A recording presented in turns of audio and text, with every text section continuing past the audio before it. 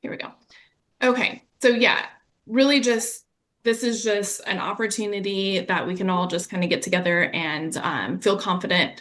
Our goal is to help you understand what happens after the clear to close process and then through funding. You don't need to know like every internal process, but if you know where your role fits in, it just makes everything so much smoother, more powerful, efficient, and then, valuable to your client. So our goal is to help you control the controllables and to avoid preventable delays. This session should be interactive, so if you have questions, just go ahead and jump in there. I know some people don't necessarily like to jump in there, so if you have a question, you can put it in the chat. And then we can also, spend like the last part, 15-20 minutes of the class to just go for real life examples and kind of chat through, what you've seen on your side. And, we'll see. I know it can get kind of chaotic. Everybody's experience can be a little bit different each transaction. So I think the biggest misconception is that, we get that clear to close and everybody's super excited when they hear CTC.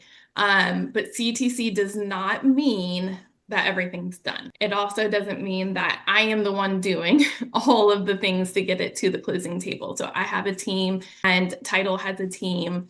There's still a lot behind the scenes that's happening.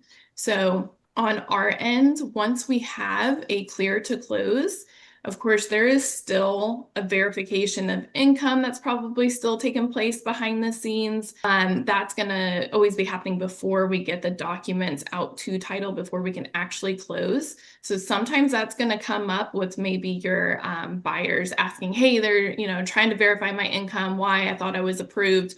We're doing that last couple of days just to make sure, and you guys know that, make sure nothing's changed with their employer. But that can be a holdup in the loan process, getting documents over. But also, once we have our CTC, my closing team, they're reaching out to Title, so Louisville Title, and they are balancing. So they're going back and forth. They're sending emails with the closing disclosure, with Title's fees, with the lender's fees, all the invoices from the loan, and they're just making sure all the numbers match up. So until that happens, we cannot send the documents. Now, I think sometimes, and I guess we'll go over this a little bit further into the presentation, but so there's still a lot that's happening behind the scenes. The docs need to be drawn and balanced. Final approvals are reviewed, and then the title and lenders think up all the numbers. And then really what's so crazy to me is, I talk to my closing manager and I just am constantly like, how do you do it? Because they have so many files that are coming at them all at once. Everybody wants to close immediately, right? And so the closing team, they're really looking at it from priority. What file is a priority? And so in a lot of ways, I think of my closing team as like an air traffic controller. They are just juggling a dozen landings all at once. And we'll go over, more of what like the closers do behind the scenes, because once your buyers sign, a lot of times the title company is sending documents back over to the lender, and then you have to sit there and wait for that funding. So the closing team's waiting for those documents to come over so that they can even just check off that all the signatures have happened. So the closing team has a lot of moving pieces and very time-sensitive pieces that are happening on the lending side. But just knowing, what's happening behind the scenes is going to help you set expectations with your client and then just reduce stress at the closing table. So really just, biggest thing is once we have our CTC, that's when we're starting to, confirm your closing dates, closing times, all the logistics of getting our buyers and sellers to the closing table, and then, making sure that our numbers are matching up and that documents are there in that time frame. And sometimes those things can run, pretty close to our time to close. Okay, and then I get this question a lot is, where's my ALTA? The ALTA is really more agent facing than it is lender facing. On the lending side, I'm really dealing with the closing disclosure. These numbers are going to be the same. However, on the closing disclosure, it's going to outline the buyer's loan details, which that's not reflected on the ALTA. So the ALTA is the final breakdown of cash to close. I definitely recommend that you review the ALTA when you get that. I know on our side, we try to with title and get the initial closing disclosure out way in advance, which we're going to talk through, what that looks like, what items are needed for a closing disclosure to go out. But as soon as you get the ALTA, this is probably going to be a couple days prior to closing. I would definitely take time and just check your numbers. I assume most agents are checking the ALTA. Is that like a pretty normal step in your process? Yes. Yes, it is. Yes, it is. How often do you guys see errors that come up on the ALTA that you have to correct? About half the time, I would say. Yeah. Usually it's a seller credit that got left off or something like that. Yeah. Because I think, one thing that will happen is whenever, maybe the lender's missing an addendum or the title company's missing something, and then, that just doesn't happen in the balance. And that's when you're seeing the discrepancies on the ALTA side. A lot of the times realtors will reach out to me asking me to provide the ALTA, but that's going to be what, Stacy's Global Title that they're going to provide directly to you guys. Mine is the closing disclosure, and that's going to the borrower, and that's the borrower's, loan facing details. I would say on our end, just the biggest, it's not something certainly that is a big deal, but just the misconception of hearing from a lender, we're CTC, and then like, boom, let's schedule. And so just appreciating like that there is like a process. And then, yeah, waiting, just we can't send out the ALTA until we balance with the lender. So it's just good to know those little things. And some lenders will balance early into the process, and then some lenders are going to start that process like as soon as docs are pretty much ready. Unfortunately, sometimes, the closing team is prioritizing files. And so they'll wait until really the last minute to get docs over to title. And that's when you're seeing those later ALTAs come out, is because the balance took place, in a shorter time frame. So I really like to get a closing disclosure out, pretty close to when the appraisal is in. So once we have conditional approval, we have the borrower's insurance, and typically we'll have title in and the appraisal in at that point. And so we're starting to finalize those numbers. Now it won't be their exact numbers because things still are a moving target at times in this process, but we will reach out to title and start that balancing and just start fine tuning those numbers, because the more those are in line with what the buyer's expecting, it just makes your process much easier. My process, they're not blowing me up and saying, hey, what's this? But it doesn't mean that those are the final numbers. So, it's important to understand when a lender is sending out the CD. Are they waiting until they get the CTC? Are they waiting towards the end of the timeline? Or are they getting that out at the first available time to get the CD sent? Do you guys get involved whenever the CD goes out and making sure that the borrowers acknowledge their CD in time? Not usually, but I will say that if you can get it out earlier, it's always better. I feel like when they get it, the day before the ALTA, then they're always like, oh, I didn't realize this would cost this much, or this would be this much. And it's always more stressful because it's so close to closing. Yeah, it doesn't give them enough time to ask questions. And sometimes, expectations, it depends, on when, and this is one thing I like to also talk about, is because once you guys send a contract to the lender, that starts the official loan process. So if they have a pre-approval with that lender, then they really have the majority of the items that make it a full application, but that contract is that last piece. So that formally starts the loan process. When we have a contract at that stage, we are getting the initial loan estimate out to the borrower within 3 days. That's a compliance rule, that loan estimate has to go out. The loan estimate is not the closing disclosure, but they have similar formats. So, when a loan estimate goes out, I call the borrower, we go over those numbers together because it's their loan terms. And then I explain page 2, which is the itemized fees associated with the loan. And the reason why I spend a lot of time upfront doing that is because they're going to get that same format document several times throughout the process. And I want them to know how to read that format, where to find the fees, where to see where their loan details are. So then whenever the closing disclosure goes out, that's going to be that time sensitive 3 days prior to closing. And you can wait until, it's time to close, and then you have to wait the 3 days, or you can get that out as soon as possible. And that's whenever, essentially the borrower's given insurance, title works in, and a conditional approval has gone out to the borrower. So that's usually when that stage happens, that we get the closing disclosure out, and we acknowledge it, way in advance so that it doesn't become an issue. What are the big differences between that first disclosure you send them and then that final one? I noticed that my buyers do have any kind of issues. It is usually, well, the first one that came out said this, but the final one that came out said something entirely different. Depends on the lender and how they want to do that. I think that some lenders who are more concerned with getting the deal, they're going to structure it with the least amount of money, cash to close. They're going to underestimate the property taxes and homeowners insurance, because we don't have that information at that stage. So they're really underestimating that. So they can kind of structure it in a way that, it's accurate, but they're estimates, and then things change.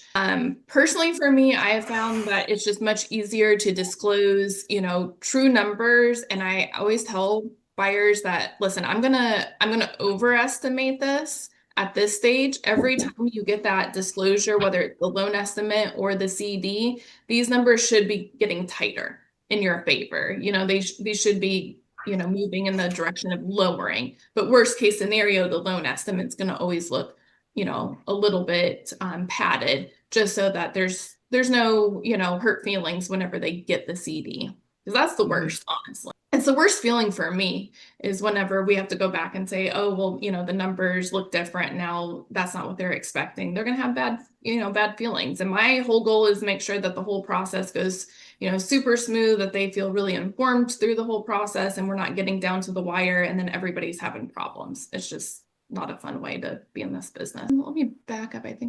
Brittany, just to add to that, I think you and I have discussed before, since the TRID has been implemented, which has been like 7 years ago or 5 years ago, that not completely, but diminished a lot of those oops and surprises at the closing table.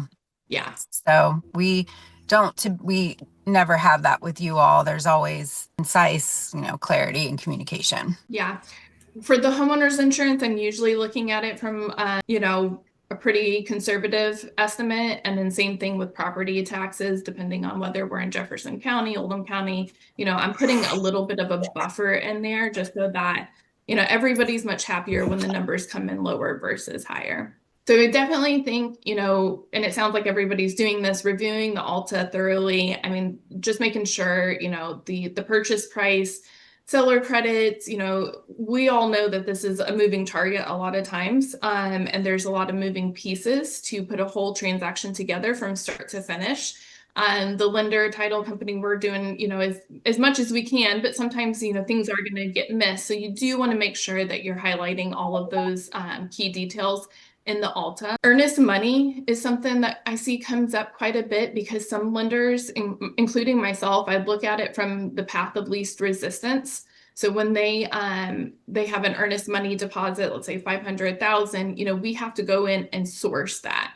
I'm asking for bank statements, but if I see those bank statements and I see a lot of other deposits and I don't really need that bank statement, it may be best for me to back out the earnest money deposit from a perspective of underwriting. If there's going to be an issue where, disclosing that bank statement is going to open up a can of worms, then I personally would rather just hand back that earnest money deposit and not collect that at closing.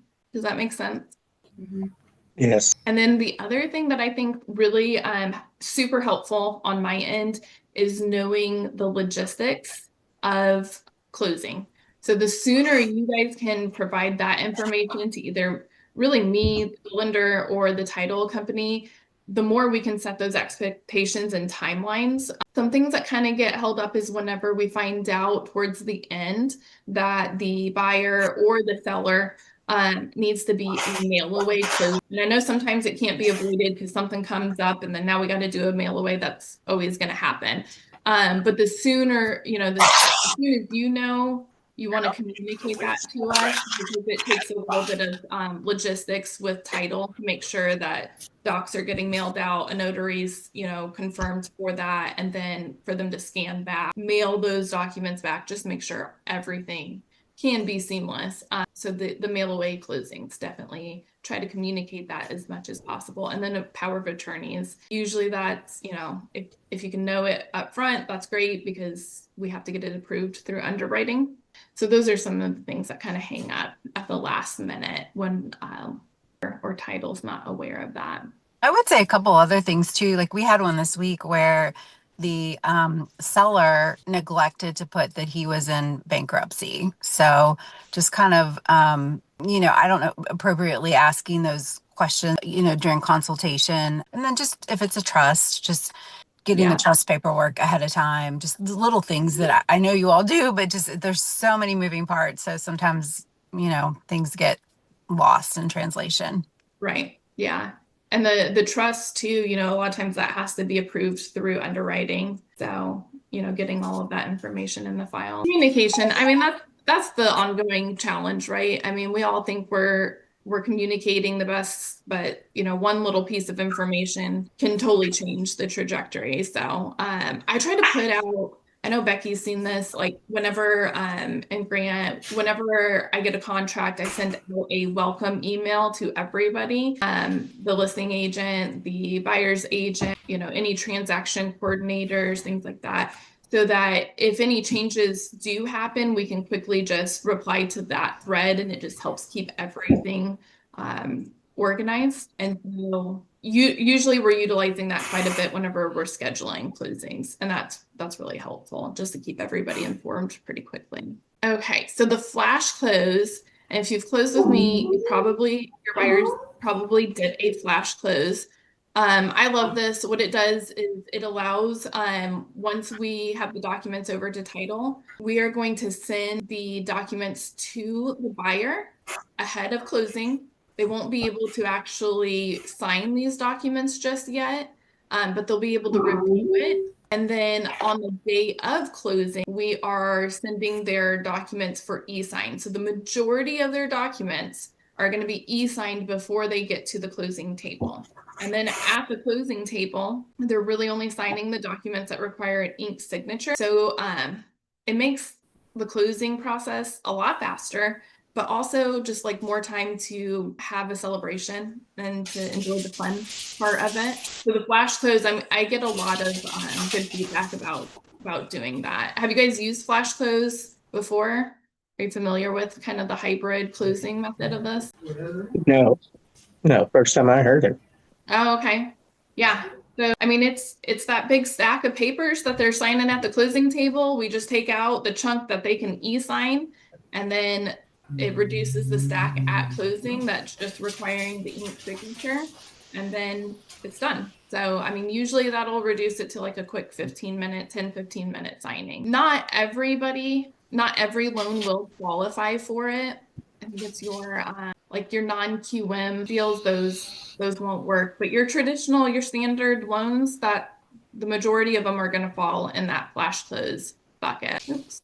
I didn't know it was called flash. That's what we call it. I don't know if other lenders have like a different name for it, but There's only that there are fewer. Say that again, Becky. So once we have our clear to close at this stage, we probably already know a lot of the details as far as who's closing, who's signing, who's on title, all of that information's out. But borrowers are always asking, what are my final numbers? How do I send my cash to close? A lot of questions. So I tried to get ahead of this as early as possible.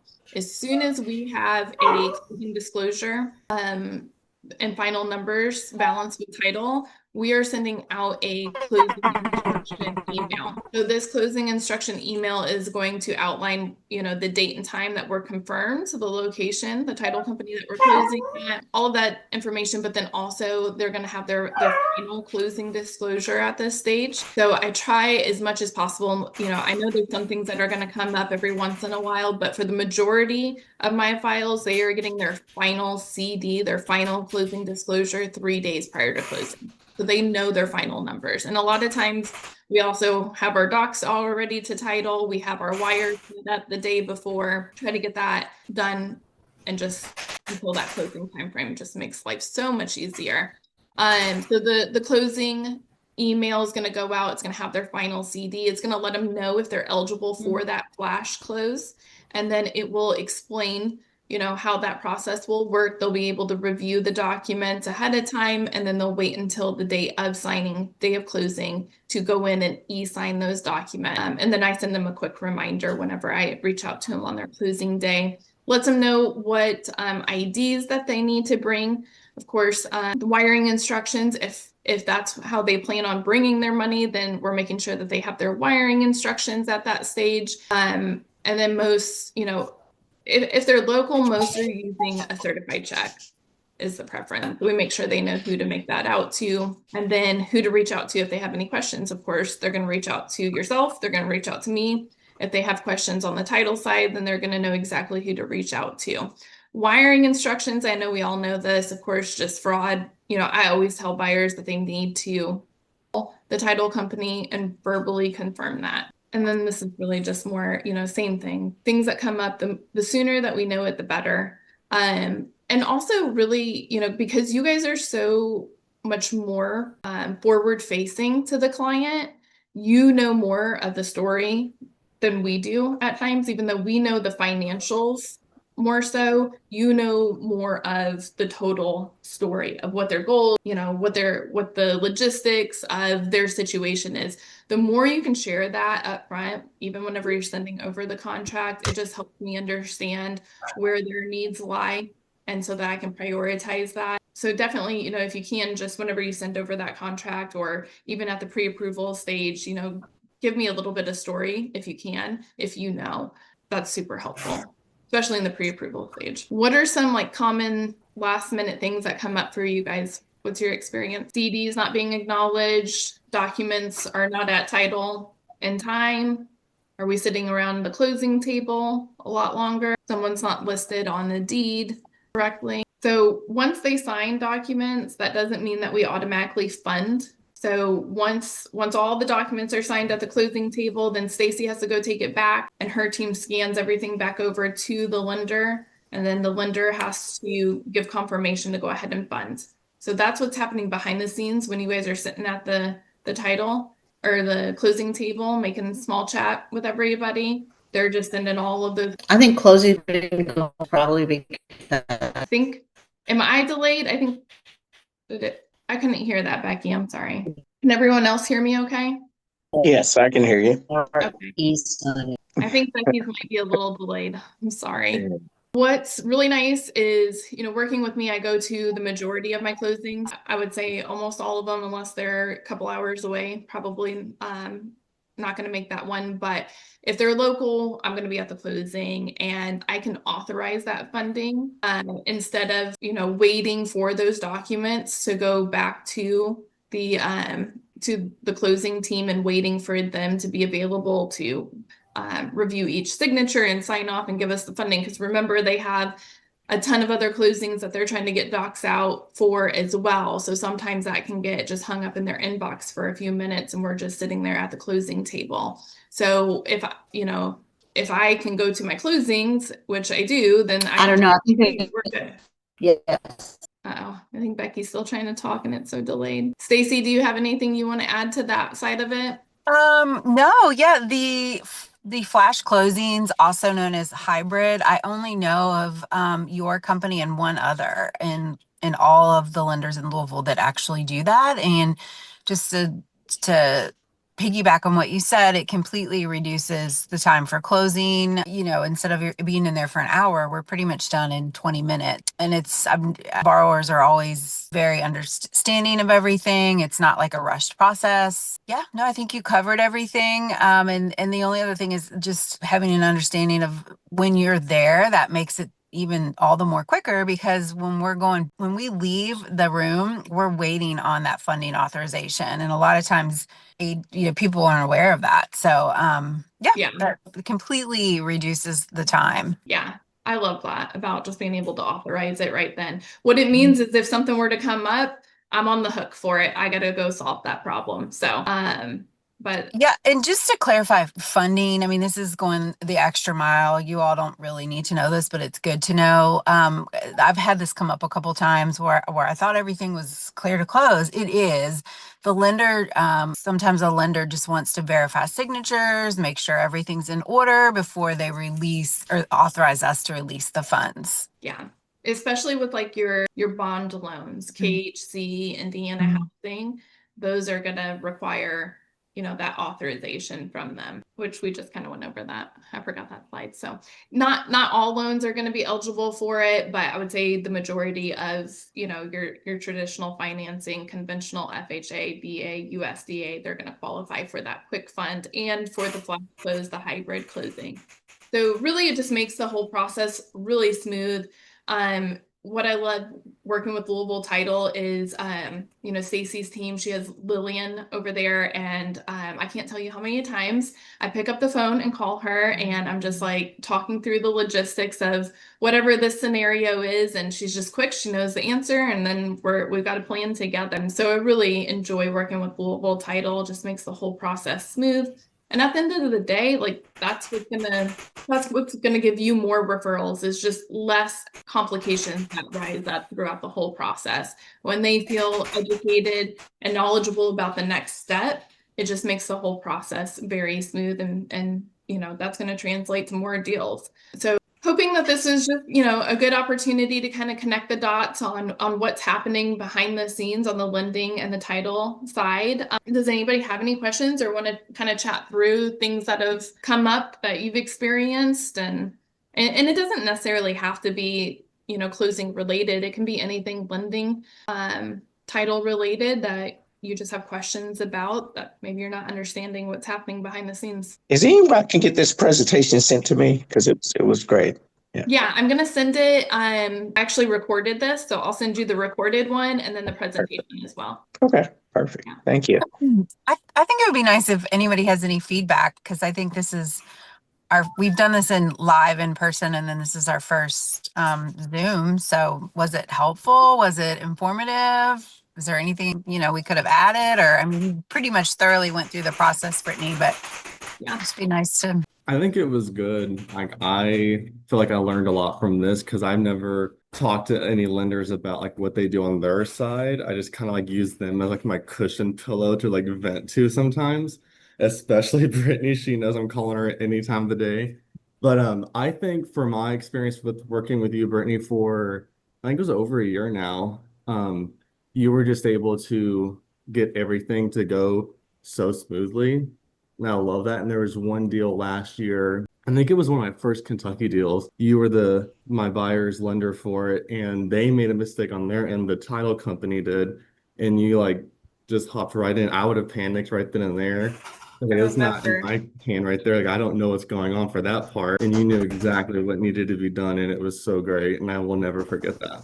Yeah, so just to share a little bit, like I've been in lending for 10 years, but mortgage specifically for 5 years. But I went into the operations side. So I was a processor during COVID, and I had a pipeline of about 60 files. And this was like 2 years. I know we were all crazy busy, and that was honestly the worst time of my life. But I learned a lot because I was operations. I was behind the scenes.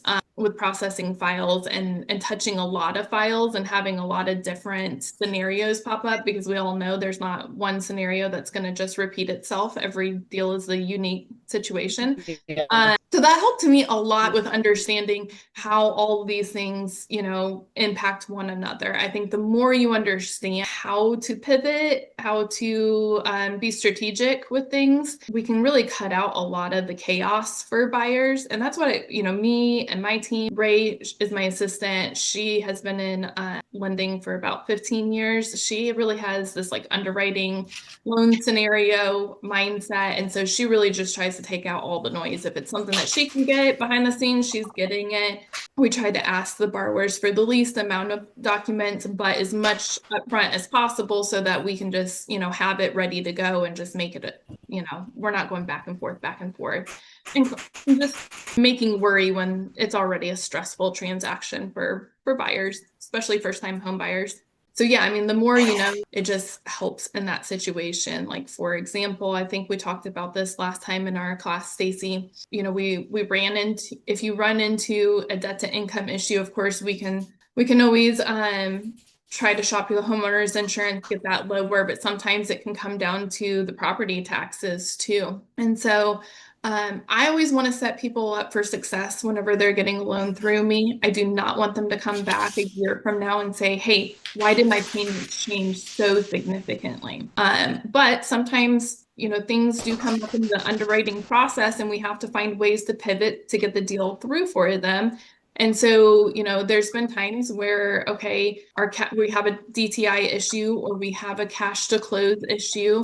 And so instead of using the estimated taxes, maybe we look at an opportunity to use the current taxes. Now we know that's not going to be their true taxes, but it lets us get through the underwriting process. And as long as we inform them and they are well prepared that the taxes are going to change a year from now. So, you know, you got to know that. You got to be in agreement with that. We can still maneuver to make the deals happen. And I think that that's where, you know, it just comes with touching a lot of files and knowing how everything impacts one another. So what other questions? I mean, are you seeing files kind of fall apart with DTI? You know, maybe the pre-approval wasn't as strong as you thought it was, and then you're running into issues, you know, a little further into the process. What kind of issues do you see? And Stacy too, I know you see a lot. Yeah, I was gonna say it's not necessarily issues. Just I think one of the reasons that this little educational session came about is because you all have so much education. There's so many requirements of you before you get your license, but this is like the stuff that nobody really talks about. So that's why it might seem simple, but it is just, even the most seasoned of agents sometimes, oh, I didn't know what that meant when, when a title agent says, I have to go get funding authorization. Little simple things, just a home warranty. That seems to be the one that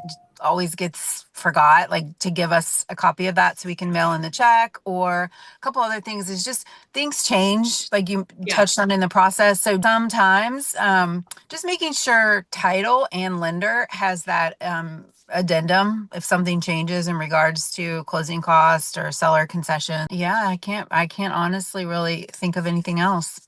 I think estimated closing date is huge. So I know for myself and probably for a lot of lenders, like we're working from that close date back. So a lot of our milestones that we need to hit are going to be based off of that estimated close date. So I always try to add in a little bit of a buffer with that closing, because we all know things change and people want to close early, or, we got to push it back because the sellers aren't available, that sort of thing. But that estimated closing date, communicate that early on. I also try to communicate that early on with buyers. I ask them whenever we get the contract, hey, when are you thinking, what's your goal? I know it's written into this contract, this timeline, but what are you expecting? And a lot of times I do have to tell them, hey, I can't guarantee that close date at this time. We can't guarantee it until we have our clear to close, but I like to know so that I'm shooting for the right timeline and making sure that every milestone can hit. So, as much as you can share that information is super helpful on my end. Well, awesome. Well, I'm so glad everybody joined. This, yeah, like Stacy mentioned, this was our first time doing it on Zoom. We did do a live mock closing class a couple months ago, and really, just it was a great outcome. I think it's a lot of great information. Once again, I think that there's just so much that I don't know on your side and you don't know on my side. So just opening up that space to have conversations and connect the dots and just make it where you feel more confident and know how to set expectations and control the transaction more. Because we know if we leave it to the buyers or the sellers, they're going to control, and you're going to be worn out at the end of that. So as much as we can control the transaction and make it a smooth process is my goal to help you guys. So would love to continue conversations like this. But yeah, I am going to send out the PowerPoint and then this recording. And if you guys have any questions that follow up, feel free to reach out to me, text, email, call me, and we can talk through it. Hey, Brittany, I've tried to make some comments and every time someone started talking, so Oh I didn't want you to think I'm not listening or participating, but one thing that I like to do with all of my clients that I work with, I always present owner's title insurance early on during the process. And I encourage each person to at least get an estimate of that. And not all lenders will offer that or say anything, so any documentation and, quotes for that is really great for anybody that I work with, because I want them to see how important that is and how it can protect them in the future. Yeah. So the buyer's insurance, that's going to be listed on the loan estimate. So whenever we get the contract, we're sending out the initial disclosures, the loan estimates included, and that's going to be, similar format to the CED. But on page 2 of that document lists all the fees. And so when we send out a loan estimate, I get them on the phone and we go over all those details together. So I'm explaining what prepaid interest is. I'm explaining why we're collecting the homeowner's insurance up front.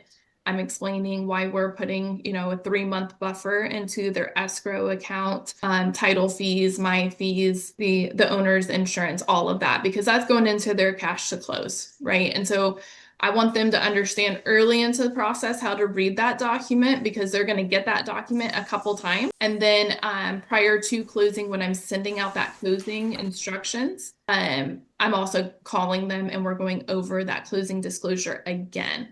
Going over the loan details, and then page 2 has all the fees. That way, if they have questions, I want them to ask those questions early on. I do not want us to be at the closing table and they're asking, hey, what's this fee? That's embarrassing to me, so I'm getting all of that out of the way. Yes, but with regards to owner's title insurance, are you seeing a lot of your customers actually getting quotes for owner's title insurance?